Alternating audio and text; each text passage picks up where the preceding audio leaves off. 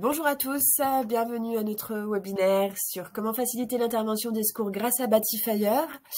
Je vais laisser une petite minute, alors peut-être avant de commencer, le temps que tous les inscrits puissent nous rejoindre tranquillement. Avant de commencer, je voulais aussi m'assurer que vous puissiez bien nous entendre. Si vous pouvez mettre, vous avez un petit chat qui est à votre disposition pour justement poser vos questions. Et si vous pouvez mettre un petit message comme quoi pour vous le son est OK. Et que vous nous voyez bien, que vous voyez bien le support à l'écran.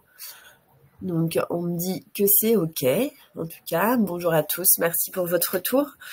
Si vous rencontrez le moindre problème, si en tout cas Livestorm bug, vous pouvez toujours rafraîchir la page ou nous le faire savoir via le chat en tout cas.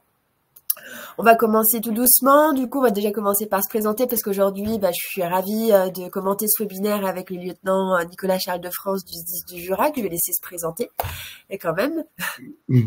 Donc, bonjour à toutes et à tous. Donc, moi, je suis le lieutenant Nicolas Charles de France. Je suis responsable du service prévision au sein du SDIS du Jura depuis juillet 2021, donc ça va bientôt faire 3 ans. Donc, la prévision, globalement, pour ceux qui ne connaissent pas, c'est un service qui est chargé de développer des outils pour les acteurs du terrain, notamment les intervenants, pour l'intégralité de leur mission, que ce soit dans le cadre du secours à personne ou dans les interventions pour incendie, pour sinistre incendie, et de leur offrir toutes les données possibles et nécessaires pour mener à bien leur mission, puisqu'on intervient la plupart du temps dans des situations dégradées, instables. Donc, si on peut s'appuyer sur des outils performants, ça permet d'enlever une part de stress. Voilà. Merci en tout cas de participer, pour nous en dire plus un petit peu sur Batifire. Donc les SDIS du Jura, partenaires de Batifire, et donc ils sont en cours de déploiement sur le département. Ils sont en train de mettre leur plan étaré petit à petit dans la solution. On va tout vous expliquer de toute façon. Et moi, du coup, mon rôle, donc moi, je suis responsable du déploiement de Batifire. Mon rôle, justement, c'est de référencer un maximum de bâtiments pour que quand le déploiement sera terminé, que le SDIS puisse avoir un maximum de bâtiments référencés dans la solution. Je vois qu'il y a une personne, Mallory Fascinetti, qui n'a pas de son. Peut-être, alors, je vois que tout le monde nous entend bien. Non, Émilie non plus n'a pas de son. Est-ce que c'est le cas pour tout le monde? Est-ce que vous avez bien regardé sur votre PC si le son était activé? Je suis désolée. Est-ce que personne ne nous entend? Non, le son est OK. Alors, et pensez à rafraîchir la page, mesdames, peut-être. Je vais peut-être leur dire par écrit.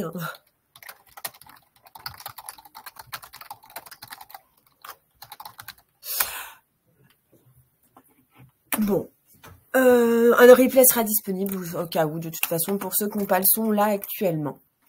Donc, ce qu'on va aborder aujourd'hui, on est là 45 minutes ensemble. Du coup, on va aborder donc les difficultés rencontrées par les primo-intervenants. Donc, je laisserai plus la parole justement au lieutenant à Charles de France, qui sera plus à même de nous partager justement les difficultés qu'il peut rencontrer lors des interventions. On va voir comment améliorer l'intervention des secours, donc et contribuer à réduire les risques avec Batifire. Donc, c'est deux points qui seront de toute façon liés.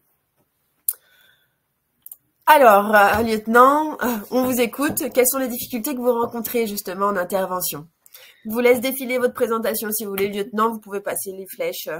Oui. Alors, globalement, donc comme vous pouvez voir sur la précédente diapo, donc les principales difficultés auxquelles sont confrontés les secours, que ce soit dans le cadre des missions de secours à personne, d'interventions diverses, mais aussi et particulièrement dans le cadre des missions incendie, c'est des problèmes d'accès au site. Voilà. Donc, et notamment en dehors des heures ouvrables. Effectivement, pendant les heures d'exploitation, on rencontre pas trop de problèmes puisque on peut s'appuyer sur l'exploitant ou sur un concierge ou voilà sur une personne qui connaît le bâtiment, qui connaît les lieux, qui connaît également dans le cadre d'un bâtiment d'habitation, qui peut connaître effectivement les personnes chez qui on doit intervenir pour du secours à personne. Mais la difficulté réside en dehors des heures ouvrables ou la nuit, lorsqu'on doit accéder dans un premier temps au site proprement dit, donc passer de la voie publique sur le domaine privé, et puis également pénétrer ensuite, une fois qu'on est sur le site, pénétrer dans les installations pour pouvoir intervenir au plus près du sinistre. Et donc effectivement, aujourd'hui, l'application Batifire, et on le verra justement par la suite, nous permet aujourd'hui, par des données qui seront au préalable renseignées par les exploitants, avoir un maximum d'accès sur comment on peut rentrer sur le site en occasionnant un minimum de dégâts et de manière à être aussi plus rapide et plus efficient dans la mise en œuvre de nos moyens de secours. Le fait aussi d'avoir la solution Batifire et des informations qui sont préalablement renseignées dans l'outil permet aussi d'avoir des indications sur la géographie des bâtiments, la topographie, l'activité qui se déroule sur le site, mais également leur superficie et les risques éventuels. Voilà, donc ça, c'est vraiment une chose qui est importante pour nous aujourd'hui, c'est de s'imprégner. Forcément, on ne peut pas tout connaître. Hein. Les sapeurs-pompiers, entre guillemets, en principe, connaissent le secteur, leur secteur de première intervention et les bâtiments, tout au moins sur lesquels ils sont susceptibles d'intervenir, mais on ne peut pas tout connaître par cœur. Et donc, effectivement, avoir des plans, avoir des renseignements sur comment on pénètre dans le site en l'absence de l'exploitant sont des données, on va dire, capitales et qui peuvent, entre guillemets, éviter qu'un sinistre ne se propage et puis impacte économiquement sur le long terme l'exploitation, mais également en rentrant plus facilement dans un bâtiment d'habitation, préserver plus rapidement et puis sauver une vie plus rapidement. Voilà.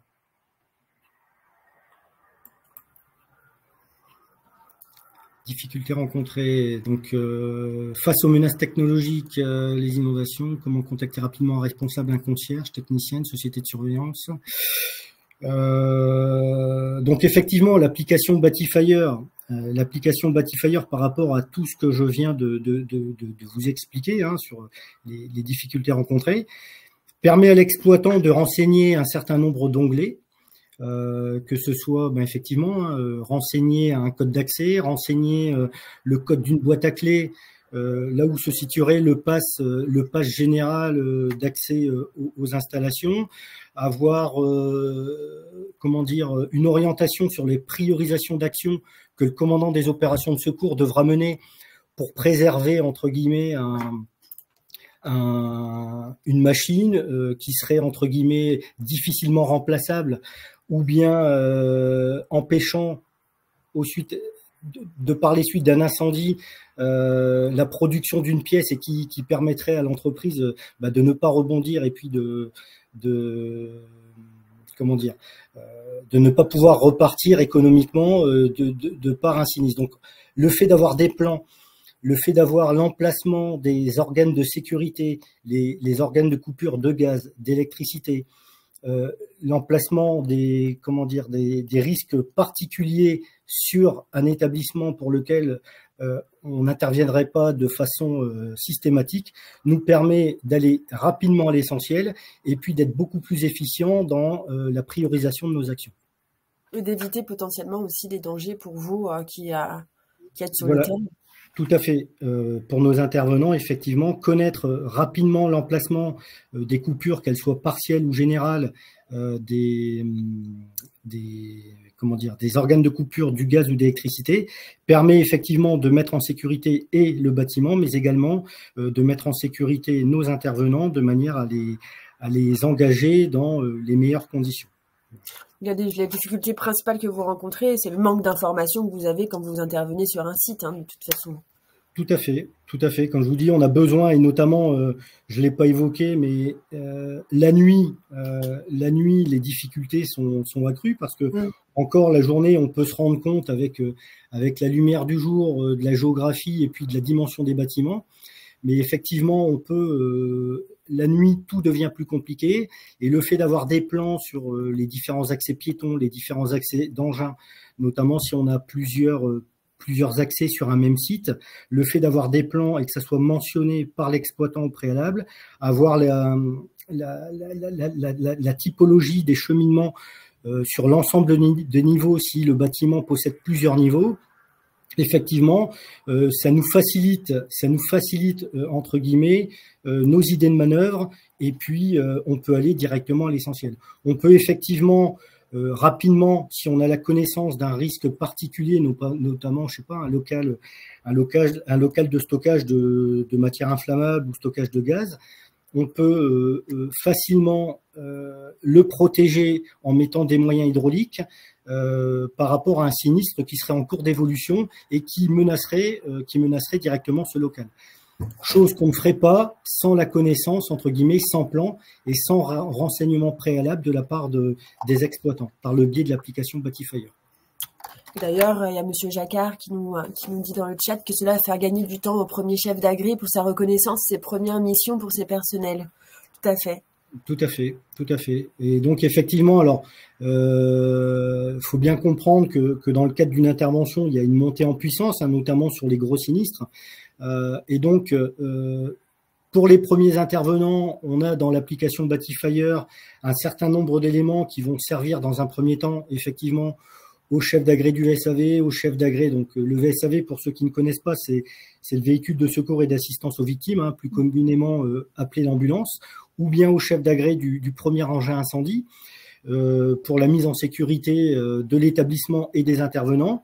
Mais on va avoir aussi un onglet avec des coordonnées, des contacts de personnes aux ressources de l'entreprise que les niveaux de commandement supérieurs vont pouvoir justement, par le biais de l'application, contacter, si ces dernières ne le sont pas déjà, pour pouvoir justement les faire venir sur place et pouvoir, entre guillemets, s'appuyer sur ces personnes qui connaissent parfaitement leur établissement, qui peuvent connaître effectivement parfaitement les produits qu'elles utilisent, qu'elles fabriquent ou qu'elles stockent, avec les fiches de données sécurité, et puis être un soutien non négligeable pour la chaîne de commandement. Voilà.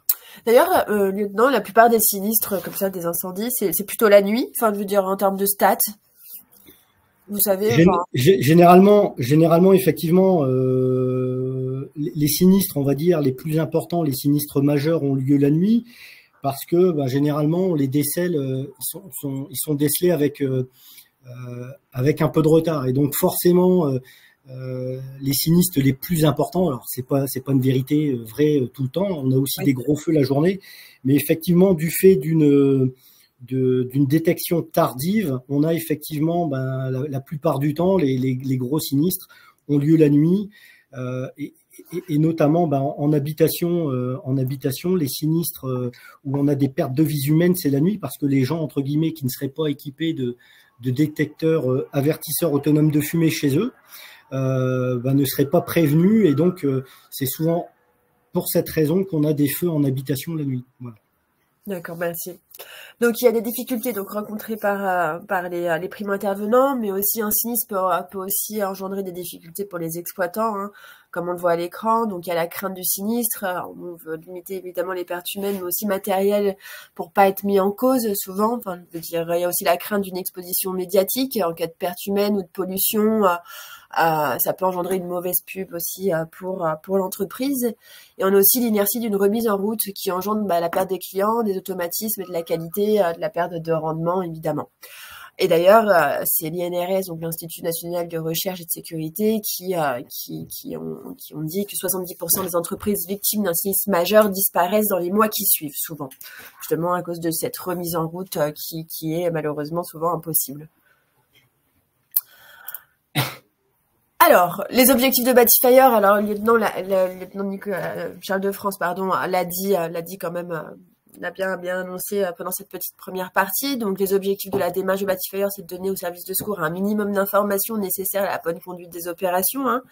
C'est d'assurer une meilleure sécurité pour justement les primo-intervenants et de sensibiliser les entreprises et les gestionnaires de bâtiments, de mieux connaître et maîtriser les risques.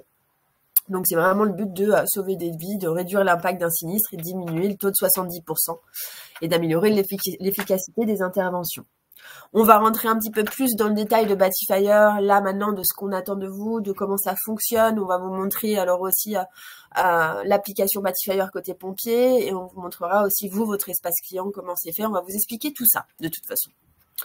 Donc, comment améliorer l'intervention des secours? Donc, on a créé Batifire pour ça. Batifire, ça a été à l'initiative du SDIS de l'Ain qui est venu nous chercher pour justement développer la solution Batifire. Batifire, ça permet donc de connecter vos bâtiments aux services de secours, aux forces de sécurité et de secours, parce qu'il y a les pompiers, mais on parle aussi peut-être à plus large échelle comme les forces de sécurité, la gendarmerie, la police, tout ça, ça va venir pour potentiellement d'autres risques. Donc on a développé ça avec donc c'est créé, pensé par et pour des sapeurs-pompiers. Hein. Il me semble, alors vous m'arrêtez si je me trompe, lieutenant, qu'il y avait déjà en fait un système de QR code sur les voitures pour savoir les plans de découpe qui existent. Oui, il y a des applications qui existent justement. C'est Rescue Code en fait, et effectivement, vous pouvez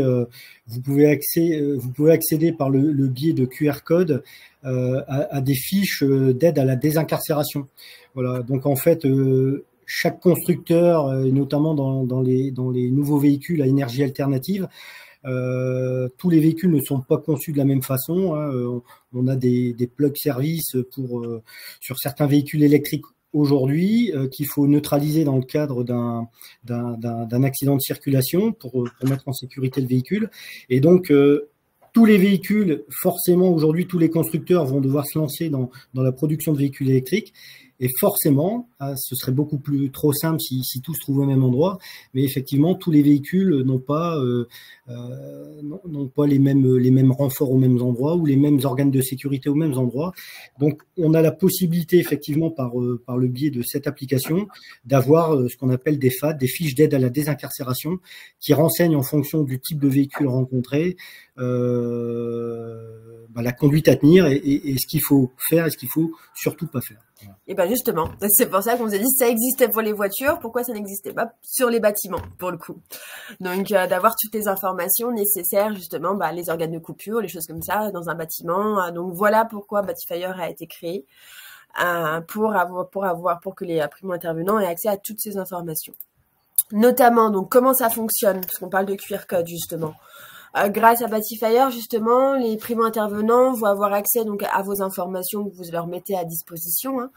Et donc, dès l'appel en fait au 18 ou au 112, ils peuvent engager donc les moyens appropriés à la situation.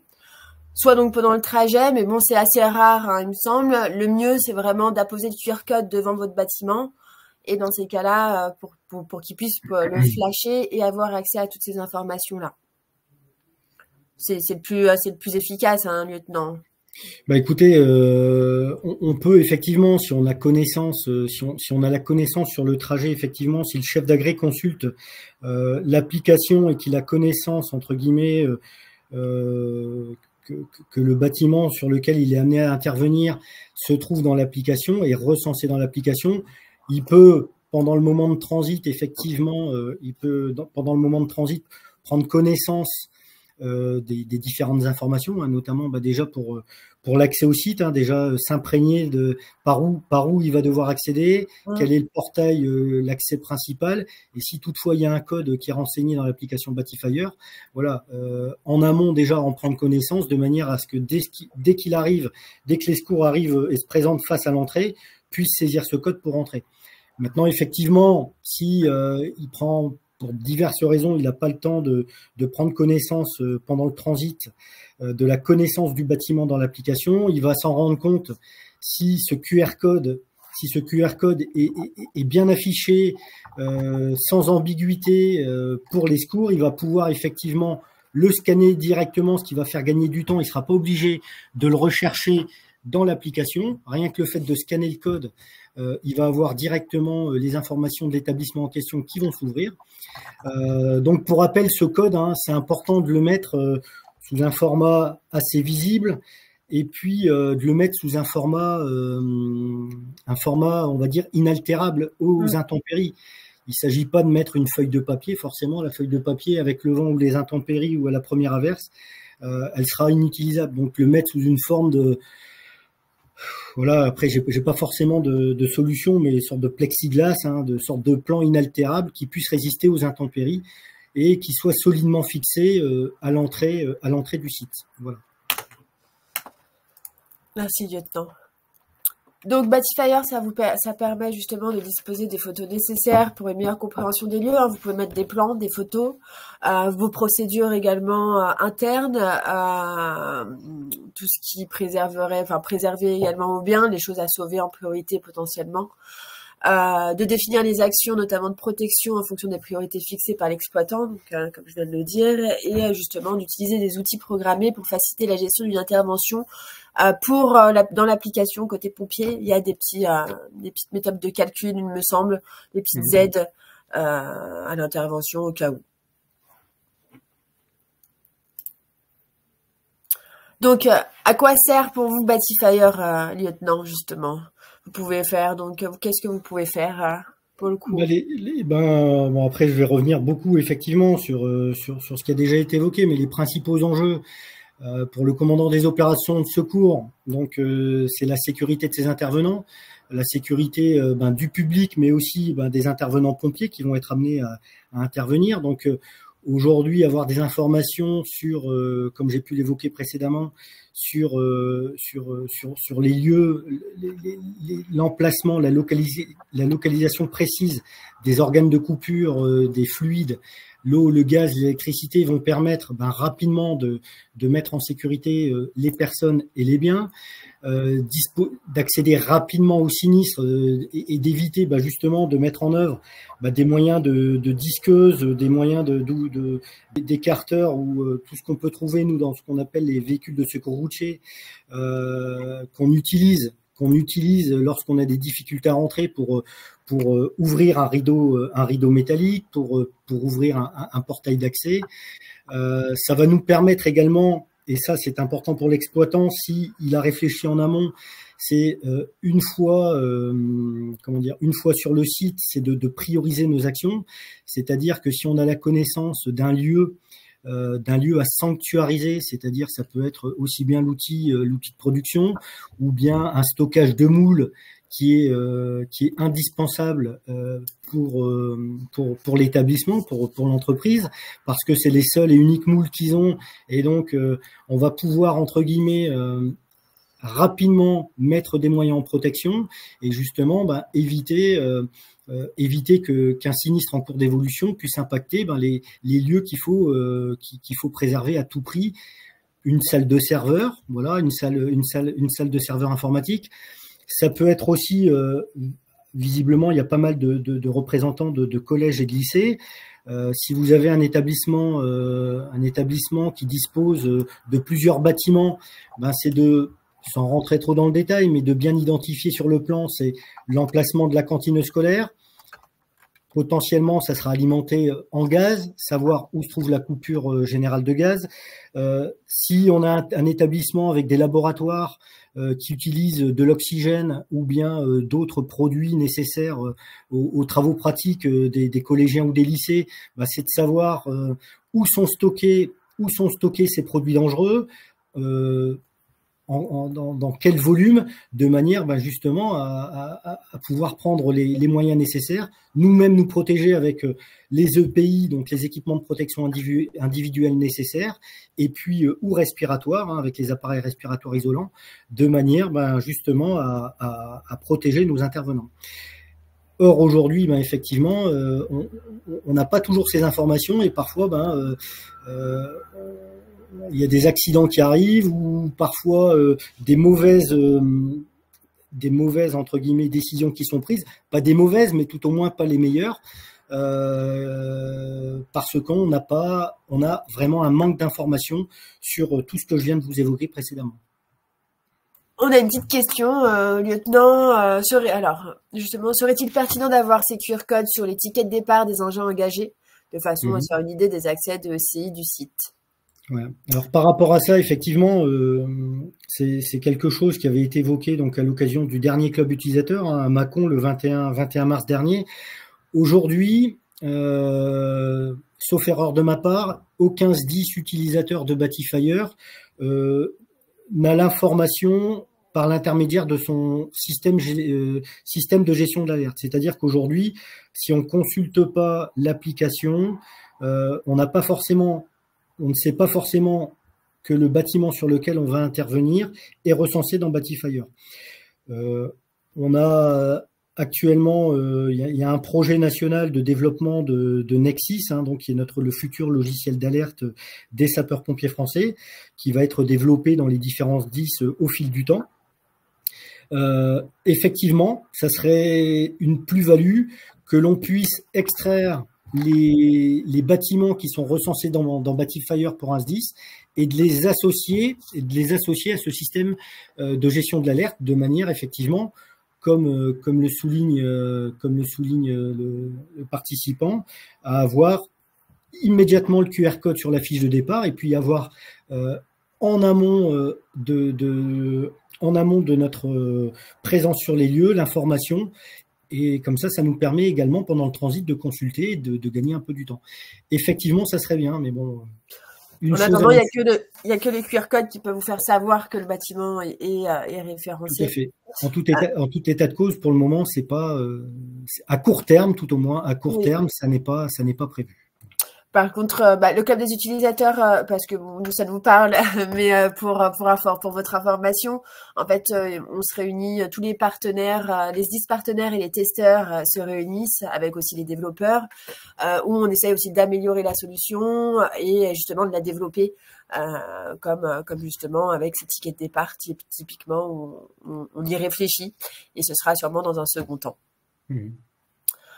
Alors, j'ai une question de Sébastien. David, ces informations viennent en complément des plans d'intervention ou en tout cas s'en rapprochent? Les informations qu'on cite, alors je ne sais pas, parce que comme on est passé à un autre, mais en tout cas, je ne sais pas de quelles informations... Les informations viennent en complément ou s'en rapprochent. Alors, je pense que les informations, ce qui est évoqué dans le message, c'est les plans établissements répertoriés. Donc, effectivement... dans Batifire, aujourd'hui, chaque SDIS a une doctrine bien particulière pour la gestion de ces plans étarés. Donc les plans d'établissement répertoriés, hein, pour ceux qui assistent, un établissement répertorié, c'est un bâtiment qui a été identifié pour un SDIS comme sensible, pour lesquels on risquerait, de par la nature de leur activité ou des produits qui sont stockés, rencontrer des problématiques particulières. Donc ça, en ce qui concerne chaque SDIS, garde la gestion bien particulière sur ces plans, et c'est le SDIS qui produit ces documents, et qui les tient à jour.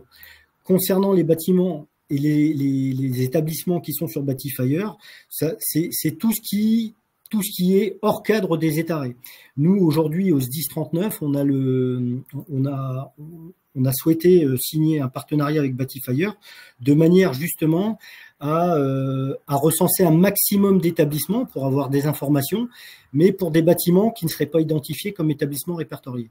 Parce qu'effectivement, la ressource en personnel et la ressource humaine aujourd'hui ne nous permet pas d'avoir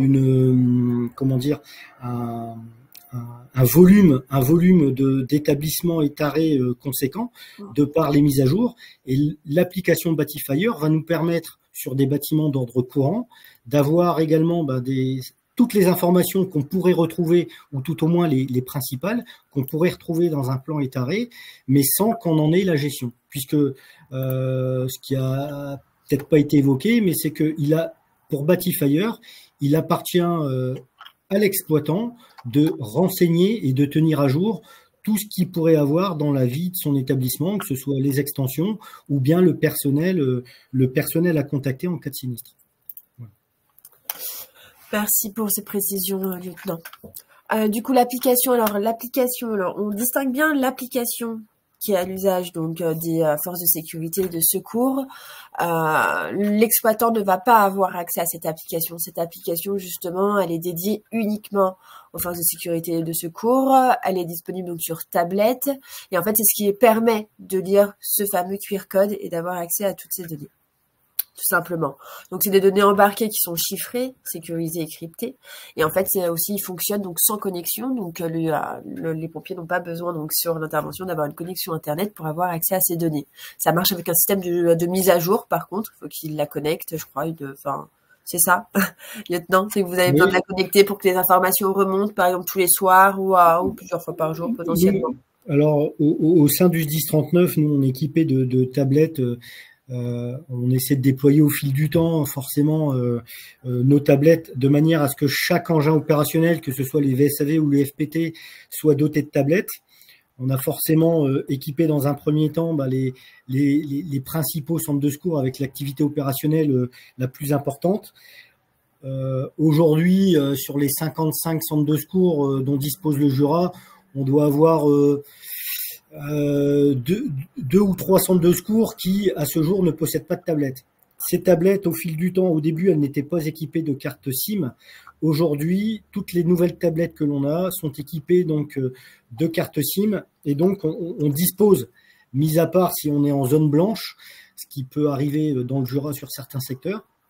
Mais globalement, même si on n'est pas connecté au réseau intranet du SDIS, on a une carte SIM multi-opérateur qui nous permet d'avoir des mises à jour toutes les heures dans les tablettes. Donc voilà, toutes les heures, c'est quand même des mises à jour qui sont relativement fréquentes. Donc quand on consulte la donnée sur nos tablettes, c'est de la donnée rafraîchie toutes les heures, donc on peut s'appuyer efficacement dessus. Voilà. Justement, on va vous montrer les deux visions, on va dire. Moi, je vais vous montrer côté espace client, comment vous allez renseigner vos informations. Et puis aussi, le lieutenant vous montrera aussi comment ça s'articule un petit peu. Alors là, ce sera pas sur tablette, ce sera plus sur leur back-office. Mais voilà, ça s'articule un petit peu de la même façon également sur tablette que sur un navigateur, potentiellement. Donc, je vais vous partager mon écran. Alors, pour vous connecter... Hop, il suffit de vous rendre sur batifire.fr et vous avez donc votre espace client. En fait, pour recevoir vos accès clients, je vous expliquerai un petit peu toute la marche à suivre, mais une fois que vous allez nous retourner le contrat à 0 € donc signé, on va créer vos identifiants et vous allez donc avoir accès à un espace client. Vous allez rentrer donc votre mot de passe et vos identifiants et vous allez pouvoir donc créer vos établissements. Nous, on peut le faire gracieusement également. Par exemple, vous allez voir tous vos établissements. Si vous en avez plusieurs, vous pouvez tout simplement donc aller à l'intérieur et vous allez avoir donc normalement tous ces registres-là qui sont payants, mais Batifire est gratuit. Et vous n'avez pas besoin de payer ces registres pour avoir Batifire en tout cas. Donc vous rentrez dans Batifire, il va falloir aller donc renseigner ces champs. Donc il y a les renseignements généraux que vous êtes obligé de créer pour créer votre établissement de toute façon. Qui est donc l'adresse de l'établissement, potentiellement le type de bâtiment par exemple. Vous allez donc pouvoir renseigner vos contacts. Donc c'est vraiment très facile très facile d'utilisation. Donc les emails, les fonctions, le téléphone de jour, le téléphone de nuit. Ça sert à rien de mettre un service SIAP entre guillemets, juste un contact pour mettre un contact, autant qu'il soit identifié. C'est toujours mieux. Vous allez donc pouvoir également donc mettre vos plans. Vous pouvez ajouter un plan sur un glisser-déposer ou aller directement le chercher, mettre le type de plan que c'est, tout simplement. Donc de toute façon, on parlait avec le lieutenant, un plan de masse est bien suffisant. Mais si vous pouvez en mettre plusieurs, vous pouvez toujours en mettre plusieurs. Et vous allez également pouvoir aller rajouter vos risques courants, par exemple l'accessibilité au site, pourquoi il y a un digicode.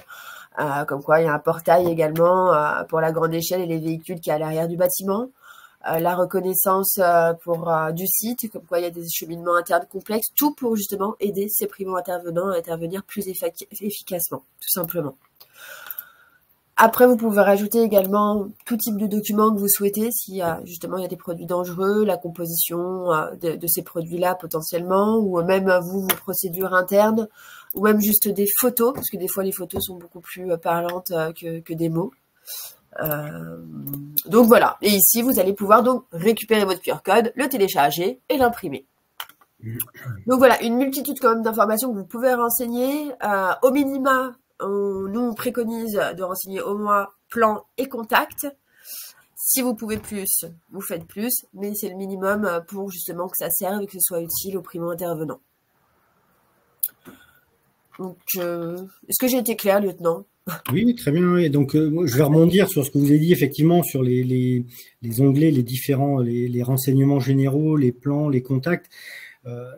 Nous, on a constaté sur certains établissements qui avaient été saisis, tout au moins pour les établissements du Jura, certains établissements s'étaient arrêtés, bon, forcément au renseignement de l'onglet renseignements généraux avec C'est obligatoire de toute façon, celui-là. Voilà, c'est obligatoire. Et s'était arrêté également au contact en mettant un ou deux contacts avec les numéros de portable. Alors globalement, c'est bien, mais nous, en fait, ça nous amène rien, et notamment pour les premiers intervenants, ça nous aidera pas. Les premiers intervenants, clairement, n'ont pas le temps de passer des coups de téléphone ou de demander le digicode. Voilà.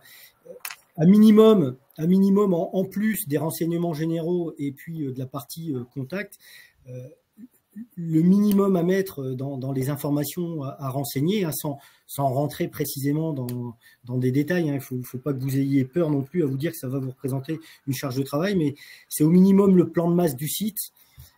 Et puis, voilà, les organes de coupure, on identifie rapidement par une petite photo avec des flèches où ça se situe sur le site, avec les risques particuliers et surtout comment on fait pour rentrer. Voilà. Si déjà on arrive à rentrer rapidement sur le site ou dans l'immeuble, qu'on a des informations sur les risques principaux, bon, on peut toujours voilà, la liste des informations à renseigner est non exhaustive, mais au minimum avoir des informations qui peuvent nous aider dans la conduite de nos opérations. Si c'est simplement les renseignements généraux et le contact, j'aurais tendance à dire il n'y a pas de plus-value pour les services de secours à vous inscrire sur Batifire. Voilà, il faut malgré tout aller un petit peu au-delà et nous donner un peu plus d'éléments. Sinon c'est pas concret et il y a aucune pertinence. Voilà. Tout à fait. Et on a deux questions, lieutenant. Alors, je commence par la plus courte, entre guillemets. Je commence par Madame Coerber. Est-ce que les SDIS sont prescripteurs de la solution auprès des industriels, de leur territoire? Oui. Écoutez, oui, nous, aujourd'hui, par rapport à ce que j'ai évoqué tout à l'heure, pour des raisons de gestion, on est en pleine phase de révision de notre doctrine étarée, de manière à limiter et de se recentrer vraiment sur les établissements à risque ou bien avec impact patrimoniaux important. Se recentrer, voilà, créer des plans uniquement pour les hôpitaux, les préfectures, des cathédrales et tous les établissements qui peuvent rentrer dans le courant, les faire basculer sur Batifire. Et donc effectivement, on a des flyers aujourd'hui régulièrement lorsqu'on est consulté par des responsables sécurité d'établissements pour lesquels on a un plan étaré, on les redirige systématiquement vers Batifire.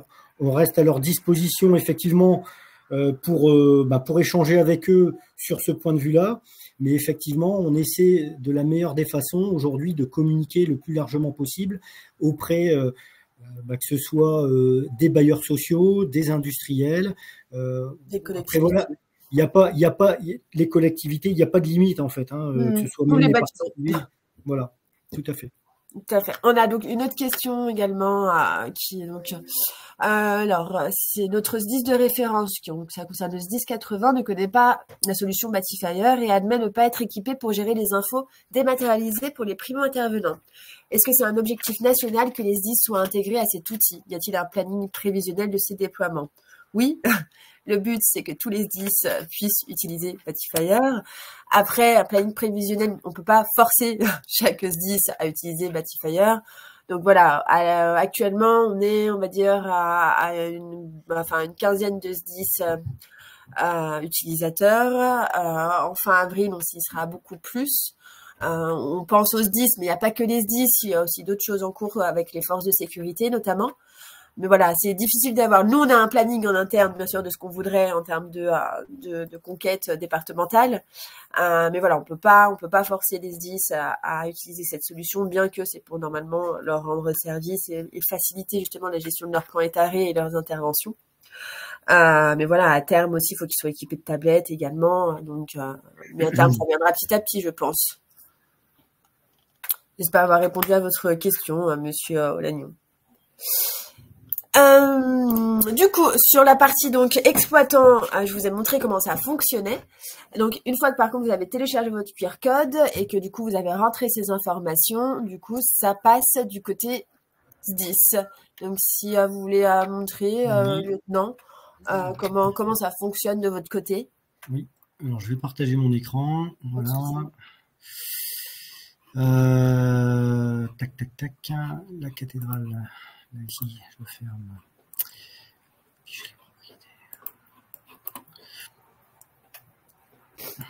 Petit problème technique. Ne vous inquiétez pas. Voilà.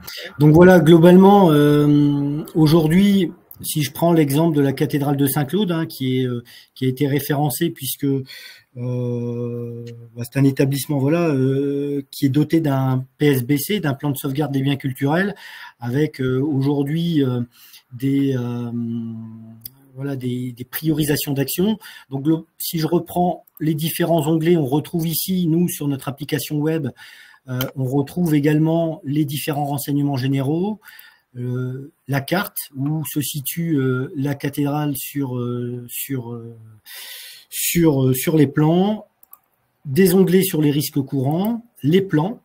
Donc là, forcément, comme ça n'est arrêt, c'est nous qui l'avons documenté et renseigné, mais il est tout à fait possible et facile de prendre l'outil en main pour un exploitant et de renseigner Batifire de la même façon.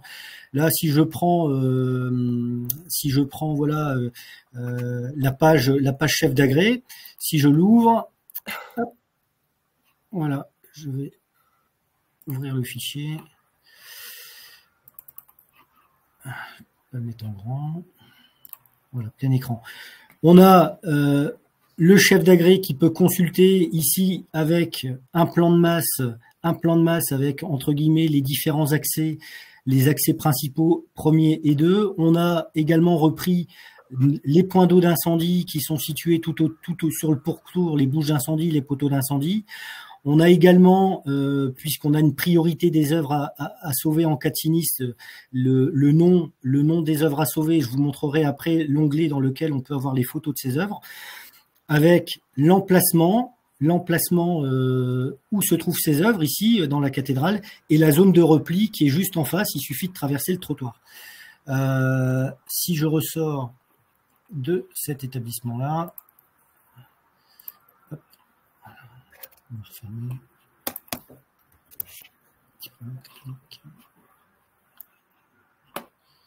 Veuillez m'excuser pour les petits problèmes de manipulation. Petit frère.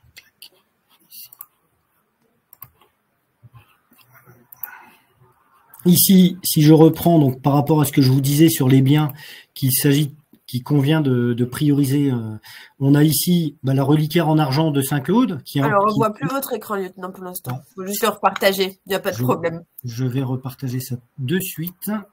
Excusez-moi. Partager.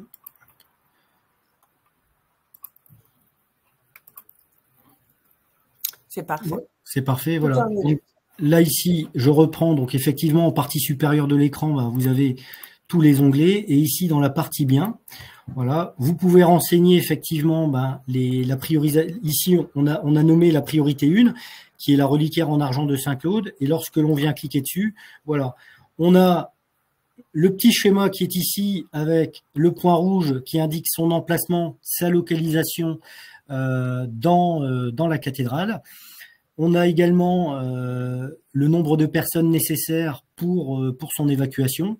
On a la petite photo de manière à l'identifier beaucoup plus rapidement. Et on a également ici la zone de repli dans laquelle l'œuvre doit être mise justement pour la préserver. Hop, là, ici, je vais fermer. Après, je vais vous partager un autre document. Partage à l'écran. Juste une petite question d'ailleurs sur ça, lieutenant. Oui. Est-ce que la Direction régionale des affaires culturelles ont validé l'outil Batifire pour les PSBC? Après, Écoutez, je ne sais pas. Je ne sais pas si la DRAC a, voilà, mais on a effectivement, c'est la DRAC qui est à l'origine. Nous, on attendait le retour de la DRAC par rapport au PSBC, puisque c'est elle qui a établi ce plan. Puisque je rappelle, le plan de sauvegarde des biens culturels est à la charge du directeur de l'établissement, hein, donc la DRAC ayant en charge la cathédrale de Saint-Claude, c'est eux qui ont mené à bien les travaux et c'est eux qui nous ont, entre guillemets, présenté les œuvres à prioriser. Mais je peux pas vous dire effectivement s'ils ont validé l'outil. Après, j'aurais tendance à vous dire l'outil est à destination des secours. Voilà, à partir du moment où la solution permet justement de gagner du temps sur Inter. Euh, voilà, je pense pas qu'il y ait nécessité d'avoir l'accord de la DRAC pour cela. après, faut juste faire le PSBC. Après, où est-ce qu'il est stocké, où est-ce qu'il est mis, Tout à fait, tout à fait. il n'y a pas d'obligation. Voilà, je vous représente un dernier établissement. Bon voilà, là c'est encore un établissement, le type de plan que l'on peut retrouver nous pour nos étarés.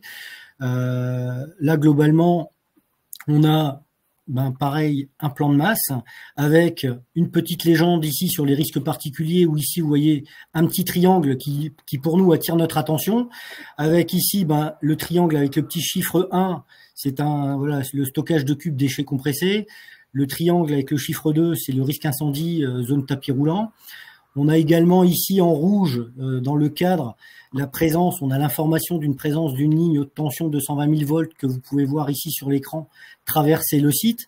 Donc notamment, ces informations-là peuvent être très utiles la nuit dans le cadre du déploiement ou du développement des moyens élévateurs aériens. Donc voilà, tout ce que vous allez pouvoir renseigner dans les différents onglets et qui peuvent, entre guillemets, nous enlever une épine du pied ou nous renseigner sur des risques particuliers sont les bienvenus. Alors, merci pour ces précisions, lieutenant. Alors, il est 47, on a dépassé de 2 minutes, mais on va poursuivre. On est désolé, donc je vais aller un petit peu plus vite sur les prochaines diapos de toute façon. Notamment donc sur l'exploitation, les données restent votre propriété, elles sont utilisées uniquement dans le cadre justement d'intervention des secours, elles sont partagées avec personne d'autre, même la demande éditrice la société éditrice n'y a pas accès, sauf sur demande, bien sûr. Par vous. Et voilà, on fait en aucun cas commerce des données qui sont renseignées dans l'application. Donc les données, elles sont bien sûr aussi cryptées. C'est du jargon d'informaticien, mais voilà, en tout cas, l'application, l'accès, elle est réservé uniquement au secours depuis un store privé. Il y a une authentification des utilisateurs justement pour savoir qui a accès à quoi. Et les protections des données par un chiffrage d'informaticien que je pourrais pas vous expliquer, mais si vous avez des questions sur tout ce qui est donc sécurité, on reste à votre écoute et je me retournerai vers les développeurs plutôt. Quelques reconnaissances et partenariats, puisque Batifire c'est quand même une innovation digitale et en plus qui est solidaire puisqu'elle est gratuite. On a quand même, quand elle a été créée en 2021, on a une mention spéciale par le FFMI sur la Fédération française des métiers de l'incendie et aussi on a été lauréat à Préventica pour la catégorie premier secours. On a plusieurs partenariats également avec l'ENSOSP. Donc l'ENSOSP, c'est ceux qui forment justement les officiers les sapeurs-pompiers, c'est ça? C'est ça, c'est l'École nationale supérieure des officiers de sapeurs-pompiers qui est basée à Aix-les-Milles, à côté d'Aix-en-Provence. Voilà, donc on a un partenariat avec eux pour qu'ils puissent savoir utiliser Batifire dès l'école. Partenariat avec le CNPP, donc qui utilise Batifire sur les plateaux techniques et lors des formations, et aussi avec l'entente Valabre qui là est plus récente. Donc là c'est plutôt une collaboration technique avec le SDIS pour qu'ils puissent mieux s'adapter à leurs besoins. Bientôt, donc il n'y aura pas que le SDIS qui sera concerné, mais ça on vous le fera savoir en temps et en heure. On a fait des petits comparatifs, on va passer un peu plus vite là-dessus. De toute façon, si vous voulez le support ou les comparatifs, avec plaisir, je pourrais vous les faire parvenir. Je vais vous laisser mon adresse email dans le chat. Mais voilà, c'est le SDIS de l'Ain qui avait fait ces différents scénarios sans avec et sans Batifire pour voir le gain de temps et justement, on va y passer très vite. Et si lieutenant, vous avez envie de rajouter des choses, on reste tous à votre écoute. Hein. Donc l'intervention sans Batifire, donc un magasin, 3 heures du matin, à un entrepôt industriel. Les voisins constatent qu'il y a de la fumée qui sort du toit, ils font le 112. Donc voilà tout le cheminement après. Donc en 3 minutes, donc les sapeurs-pompiers sont sur la route avec le plan du quartier. Après, plus 7 minutes, donc les engins sont sur place, mais devant un portail anti-effraction. Il y a une équipe qui saute par-dessus le portail pour effectuer la reconnaissance, pendant qu'une deuxième donc tente d'ouvrir le portail. Donc ils n'ont aucun accès justement pour passer ce portail. 11 minutes après, donc la première équipe tourne toujours autour du bâtiment. Hein, ils ne parviennent toujours pas à ouvrir le portail. 15 minutes après, pareil. Le camion n'arrive toujours pas à rentrer dedans. En 18 minutes, on arrive enfin à ouvrir le bardage. Enfin, l'ouverture du bardage est entreprise pendant qu'une équipe donc prépare une lance à eau. Hein. Le feu vient de percer la toiture, les flammes sortent du bâtiment. Donc voilà, déjà en 18 minutes, on vient de rentrer, on vient d'avoir accès au bâtiment avec la lance à feu. 23 minutes, donc l'engin forcément arrive sur site. Après recherche sur internet des coordonnées de l'exploitant par le centre de traitement des alertes, il est contacté et se déplace sur site. Donc voilà, comme on disait tout à l'heure, finalement, lieutenant, on va pas appeler tout de suite dans l'immédiat l'exploitant. Ça se fera toujours dans un deuxième temps. Donc après, je vous laisse l'intervention donc se poursuit petit à petit. Donc à 45 minutes, une partie du bâtiment s'effondre et qui entraîne la ruine des 2/3 du bâtiment. Donc les conséquences, au vu du temps que ça a demandé, de sapeurs-pompiers blessés pendant l'intervention lors de l'ouverture des trouées dans le bâtiment. Alors c'est vraiment un scénario qu'on a fait, que le SDIS de l'Ain a fait. Hein. Un bâtiment qui est totalement détruit avec des surfaces de vente, réserves, production et bureaux donc. Une présence de barrières et clôtures anti-réfraction donc pour les sapeurs-pompiers, donc aucun plan n'était disponible rapidement, il y a une structure métallique, il n'y a pas de personnel disponible, il y a une méconnaissance des équipements sur site, hein, le désenfumage, la détection incendie, l'extinction automatique. Et les points positifs, c'est l'installation d'extinction automatique à eau sur site qui a permis de contenir l'évolution de l'incendie, mais pas suffisamment longtemps. Donc l'impact que tout ça a mené, c'est 40 personnes au chômage, hein, parce que le bâtiment est quand même totalement détruit. Donc problème aussi au niveau potentiellement des assurances, une perte des clients, une image dégradée et de sapeurs-pompiers quand même qui sont blessés. Avec Batifire, comment ça se serait passé? Potentiellement, hein, ça reste un scénario. Mais en tout cas, les engins donc sont sur la route, tout pareil au début, 7 minutes, ils sont sur place devant le portail anti-effraction, la fumée sort du magasin, la procédure de déverrouillage est dans Batifire. Déjà d'une, ils arrivent à ouvrir le portail plus vite. Donc finalement, on n'est plus à 17 minutes ou à 25 minutes quand ils rentrent dans le bâtiment, on est à 8 minutes. Donc ça fait quand même gagner à peu près 17 minutes, si j'ai compté vite, je suis peut-être pas sûre. Du coup, vu qu'on gagne du temps, la structure est toujours stable grâce au sprinkler donc aussi, et l'attaque a démarré au plus près du feu, donc le désenfumage est déclenché, vu que ça a été localisé par Batifire. 20 minutes après, les équipes ont circonscrit le feu, il ne progresse plus, le sprinkler est arrêté pour limiter les dégâts occasionnés par l'eau, à l'aide de la procédure intégrée par l'exploitant aussi dans Batifire. 25 minutes après, c'était quand ils arrivaient sur le site, quand il n'y avait pas Batifire. Là, 25 minutes après, les sapeurs-pompiers sont maîtres du feu, il n'y a plus de risque de développement. Les moyens d'extinction sont adaptés pour limiter les dégâts, et bien sûr, après, donc, poursuite de l'intervention, déblai, protection, une fois que l'intervention est terminée. Les conséquences, donc, c'est qu'aucune personne n'est blessée. En termes de biens, il n'y a pas eu tout qui a brûlé, mais à 300 mètres carrés qui ont été détruits. Les sapeurs-pompiers ont pu avoir accès donc aux procédures pour accéder au bâtiment, aux plans qui ont été disponibles, aux risques courants et particuliers, tout ce qu'on a dit en fait depuis le début. Hein. Et les points positifs, c'est l'intervention des secours avant que le nombre de têtes de sprinkler déclenchées soit supérieur à la limite technique de l'installation. Donc l'impact est moindre, parce qu'on a juste une fermeture temporaire du magasin pour nettoyage et travaux, pas de chômage, des dégâts occasionnés limités, une communication plutôt positive sur les précautions prises par la direction. Donc ça améliore aussi un petit peu l'image potentiellement de l'entreprise. Ça marche également pour l'intervention, pour le secours à la personne. Hein, par exemple, quelqu'un qui fait un AVC, le fait d'avoir le code d'accès de la porte d'entrée, ça leur permet aussi d'intervenir plus vite lors d'un accident cardiovasculaire, respiratoire, pardon. Donc voilà, ça je vous l'enverrai également. On va pas rentrer dans le détail sur celui-là. En tout cas, j'espère que vous avez compris l'utilité de la solution. Comment on contractualise? Donc, c'est un abonnement sans engagement à 0 €, quel que soit le nombre de bâtiments. C'est totalement offert et gratuit et ça restera gratuit à vie. Les étapes, c'est vous nous indiquez le nombre de bâtiments à connecter, vous signez le contrat à 0 € sans engagement. Donc, il y a des conditions générales de service qui sont mises aussi dans ce contrat parce que vous utilisez une plateforme qui n'est pas la vôtre. Et comme quoi, nous ne sommes pas responsables des informations que vous mettez dans Batifier, que ce soit le SDIS ou nous. Vous pouvez nous adresser la liste des bâtiments pour qu'on les crée gracieusement sur l'application. Comme ça, après, vous avez juste à renseigner les différents champs que je vous ai montrés tout à l'heure. Et voilà, vous vous connectez, vous débutez la saisie des informations, c'est-à-dire au moins minima le plan et le contact. Donc petit à petit, donc voilà, comme on vous l'a dit tout à l'heure, c'est fournir les informations, les plans, les actions prioritaires. Mais de toute façon, vous avez un guide à votre disposition dans Batifier pour vous aider justement à remplir correctement votre accès. Donc un service gratuit, pourquoi c'est gratuit? Parce que comment on fait pour se rémunérer? Vous me posez tous cette question. En fait, on est sur un modèle freemium, Batifier est gratuit, mais vous avez des fonctionnalités si vous le souhaitez en plus, qui elles sont payantes, donc qui vous permettent de piloter, par exemple, vos registres de sécurité en dématérialisé, de piloter vos dossiers techniques amiantes, vos registres d'accessibilité. Donc voilà, il y a plusieurs registres qui sont accessibles, mais moyennant un abonnement payant, tout simplement. Et vous n'êtes pas obligé de prendre cet abonnement payant pour avoir accès à la fonctionnalité Batifier qui est gratuite. Donc voilà, on arrive à la fin, donc avec 10 minutes de retard et j'en suis désolée.